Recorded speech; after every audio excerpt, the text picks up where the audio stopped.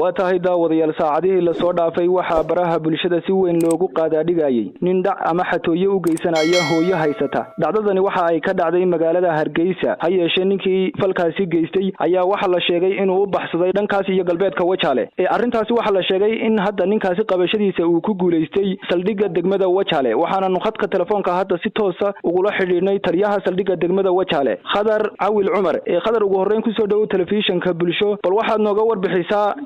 waxa la sheegay ninkii dhacdada xun ka geystay magaalada Hargeysa in aad ku qabateen magaalada Wajaale arrintaasi ma jirtaa walaal way jirtaa waan ku qabanay Wajaale aan ku haynaa ninkaas dhacdada qaaday gobolka Mareejiya gaar ahaan Hargeysa jigjeer xaflad jigjeer marka sidee bay idinku suura gashay inaad qabataan ninkaas oo gacanta ku dhigtaan walaal waxaan ugu suurta gashay insha Allah markii noo soo sheegay mass media hay gashay dhacdada markay gashay ayaa waxaan la soo hadlay guud ciidanka kabacdi aan ku hawlgalnay hawlgalkii aan xalay bilawnay ayaa waxaan ku hawlgalnay markaan aragnay inuu ka bilaabay degmada Wajaale inuu ninkaasi dhaqaaqdiisa ku jiro kabacdi wuxuu tagay ninkaasi Samtel xarunta Samtel ayuu ka furanayay degmada Wajaale ku taala degmada Wajaale ku taala xaggaasna warbixinta ka helay halkaasna baqaadkii baarista aan ka bilawnay si waxaan ku guursan u baarinay kolba ka galeen waxaan ku soo guuraysanay markuu guurayso halkuu marayay ciidu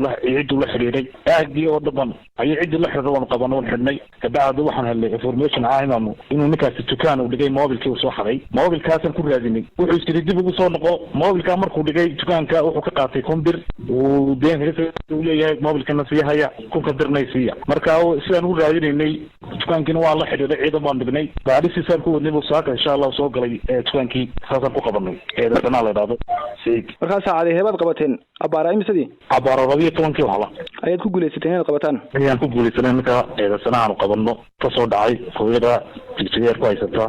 meherada dukaanka marka kamu gudbin xuduudda Soomaaliya intii Wajaale ku sugnaa ninkaas uu gudbay xuduudda xalay uu ka gudbay hadana uu soo galay saako soo galay uu leer daantaas uu seexday way aad u dhan hodeelada waan baarnay markii aan ogaanay daantaan u talaabnay ku jirana xaggan uu soo talaabay alxamdulillah waxaan ku guuleysanay maama khayr allah intaan ku guuleysanay duurkii markuu soo galay xuduudna markuu soo galay aadina marka imka gacantaad ku haysan mise wali waa soo gudbiseen insha Allah in gacantan ku hayna ninka eedasana gacantan ku hayna hayaad baan taliya kaaga mahad celinayay maxaad ugu baaqi lahayd dadka ku hawlan falalka noocaas oo kala waxaan ugu baaqi lahaa dadka falalka ee tuugnimada ku jira in ka waantoobaan hadii ku sii jiraan gacan bir lagu qaban doono intaasaan ugu baaqi lahaa bulshada Soomaaliland sax aad baad mahadsantahay taliya واتاهي داوديال كاسي waxa uu ahaa taliyaha saldhigga Wajaale Khadar Awil Umar aad baad u mahadsantahay taliya waanu kaaga mahad celinaa waraysigaagaasi magacaygu waa Suldaan magacaygu waa Seeraar isku si ayaan u hadalaa isku sina waanu libisanaa isku midna waanu nahay anigu waxaan isticmaalaa Samtel isagu ma uu isticmaalo Samtel anigu in badan baan Samtel ku hadli karaa balse isagu sidaa ma samayn karayo warmaahay run miya waa runtay 24 saacadood waxaan ku hadlaa 2500 oo shilin oo waa bilaash bishii oo dhan waxaan ku hadlaa $5 oo kali ah caadi ma aha maxad mar hore igu sheegi weyday fikir hadal oo hadalin